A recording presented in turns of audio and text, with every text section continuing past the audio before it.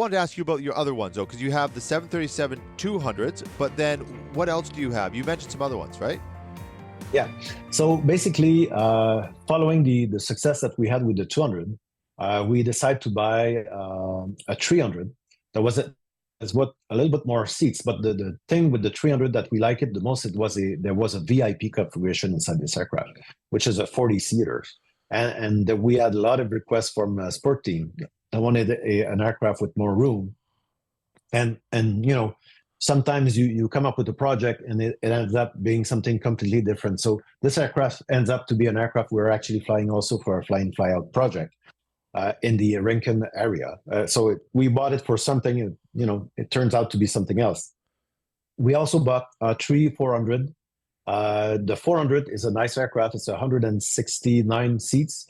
And basically, we bought those aircraft to a contract going down south to Cuba. And turns out that, that was the same time that the pandemic started. So that didn't work out as planned.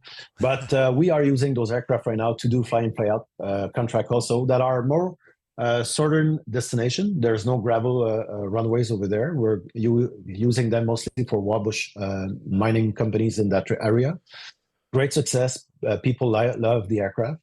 And we also bought about 2 years ago a 737-800, and that's for more seats, so 189 seats.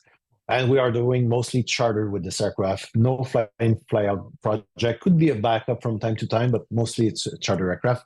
So it brings us a fleet in total of about 10 to 12 aircraft, depending on the year and the maintenance that we have to do on them. So, what would be an example of charter? Like 180 people. What would be an example of chartering that flight? What would that be for? Well, I'll give you an example. It could be the Olympic Winter Games. Oh, so we took a bunch of students in the east, brought them all the way down to Alaska, if my memory is good. And I think we had two aircraft over the weekend for that contract. So, and the 800 was one of those aircraft. So it's a very fast aircraft, has more range than the 300 and the 400.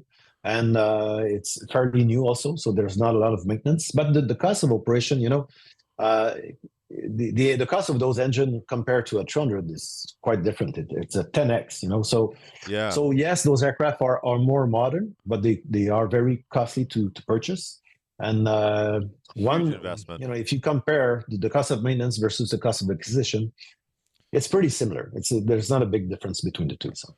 Between the maintenance of just the aircraft and the purchasing it, like what do you mean, like annual maintenance? Or well, basically, what I'm trying to say is that if you buy an older aircraft, for sure you'll have more maintenance and inspection on the aircraft, and that's very costly. Right. For example, for every hour of flying that we are doing on a 200, we will need at least 20 hours of manpower to do the maintenance on the aircraft. Wow. So imagine if you were to take your car for an hour, and once you were getting back at home, you would have a mechanic working on your car for 20 hours.